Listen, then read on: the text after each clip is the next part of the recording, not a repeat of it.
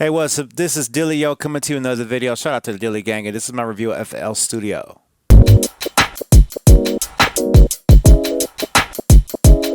Yeah, I wanted to do a review of FL Studio because I don't think I ever really did a full review of FL Studio. I know there's a lot of FL Studios users out there, and if you're in the comments below watching this video, let me know right now if you're at FL Studio. I wanted to take some time to review this software because I've used it for a very long time, and I wanted to give my opinions and thoughts about the platform, how pretty much how strong and how great of a platform this is, even though it's not my main platform. And I probably will do a video why it's not my main platform, but I really want to just take some time to give the platform some props because it is a good platform. You see, FL Studio is, in my opinion, probably the world's #1 most popular platform for making your own music. And there's a reason for that. And the thing is that the ease of entry into the whole FL Studio ecosystem is very easy. It's very free. All you got to do is download the software. There's no hardware you got to buy. There's no controllers you already got to buy. All you really need is a mouse and keyboard. And even if you don't have that, you can install it on your phone. This is a very developed platform. I think they're on the version of 20.9.2, okay, of March 11th of 2022. So this platform is probably one of the most highly updated platforms. It had time to grow from its inception in 1998. It's 2022 right now, so it's had a lot of time to develop, to work with the bugs out, and it's a very developed platform. It's very refined, and sometimes even in my situation where I don't even update to the newest one because I don't mainly use it most of the time, and two, I haven't needed to update. It works great the way it is. And that goes into another thing. See, the commitment that ImageLine has made on this platform is that all the updates will be 100% free for life. So back when I was using it back in early 2000s, when it was 2.5.4, and I got that confused with 2.4.5, it was free updates ever since then. And I bought my own copy, and to this day, I still get the free updates no matter what. And I was so gassed when I finally got my own copy of FL Studio that I bought from a store because it came in a box. You got the CD-ROM, you registered it online.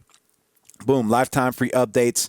And I was already using VST plugins with it. That's how I got really familiar with VST plugins running in real time, was on the FL Studio platform. I didn't really record audio much with it, and I really didn't sample much. Actually, back then at the time, what I would do is I would record samples in the SoundForge, cut them up there because I don't think FL Studio had Edison at the time. I would cut them up in SoundForge and then open them up FL Studio and manipulate them there.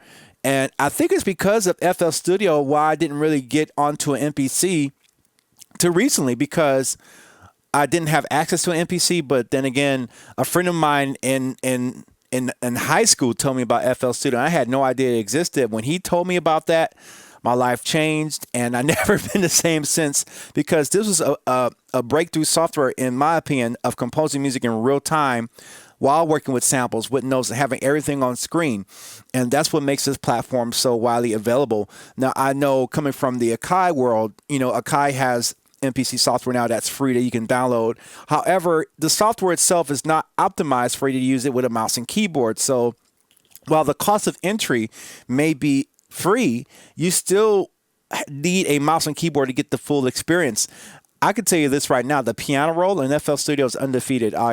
I do miss working with the piano roll in FL Studio because every note can be easily dragged very quickly. It's very easy to click. It's very easy to see. You can manipulate different notes. You can manipulate how the time slides from one note to another. There's a lot of powerful features that you can edit very quickly on the note. Now, I wish I had that in MPC on the piano roll. Well, I can kind of do it on the hardware. On the software, I can't click on there. Excuse me. I can't click on there and right-click the note and change the panning of one simple note, or just click it and drag it. And visually, it's a little rough for me to work with the piano roll on the MPC. It's just not that fun of experience. It's not as an optimized, smooth experience as I get from FL Studio. And if I were to recommend a platform for somebody starting out, as much as I love this and it's my favorite platform to work with right now, for someone who may be starting out, or maybe someone who never thought about messing with music before and they just wanted to dabble a little bit, I would recommend FL Studio because you need the least amount of equipment. All you need is a decent laptop. You don't have to have a powerful laptop to work with FL Studio. You just need a decent laptop, a laptop that will run that you can have. You can download the software for free. You don't have to buy. You have all the functionality. I think the only thing you can do, because if you don't have a fully registered copy with the registry key and all that, which I did a video about a long time ago, the only thing is like you can't save what you do, but you can export what you can do. So you can save it that way, but there are certain functions that you don't get unless you get your own registered copy of it. And thankfully, I was able to buy a copy after my graduation of high school because I really enjoyed that software and I really felt official.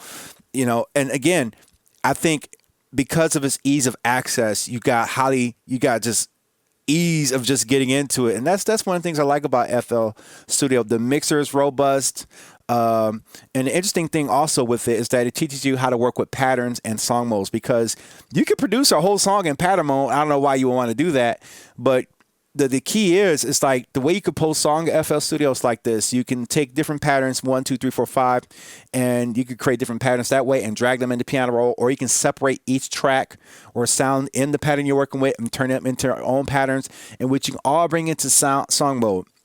Now, the other thing to think about is that not only is it like a groove production sort of suite, it's also a DAW. You can record vocals with it. ImageLine has come out with their own suite of high quality plugins. They got their own pitch correction. They really have gone out the way to give you an all-in-one box feature.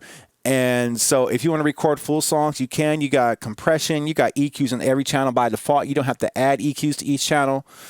And it's very optimized, especially if you got a laptop running the Ezio software. And for a long time, I wanted them to create a Mac version of this, but they didn't do it when I was running Hackintosh and I had my Mac Mini, and I was like, man, I really miss working with FL Studio, but I like the functionality of my Mac and how the Mac OS software was running really smooth and it was just very solid, and I was trying to do these loops and jumps to get FL Studio. And when I had FL Studio running, I forget the platform that you use. You can let me know in the chat below, but there's a platform that enabled you I can't believe I can't remember the name of it, but it will let you boot up in the Windows on your Mac.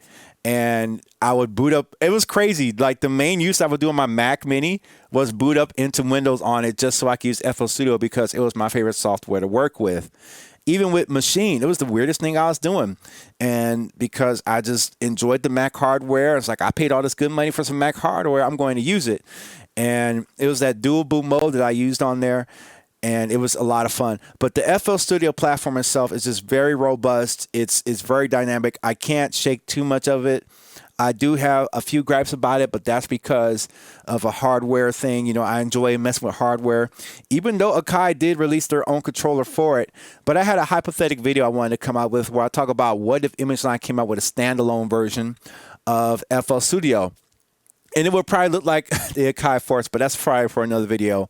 Let me know what you think about that in the comments below. But again, my view is that FL Studio is a great platform. And if you're starting from nothing or you're an advanced user, FL Studio can be an ecosystem that you get into. A lot of people have made a lot of money with it. A lot of great records have been made with it.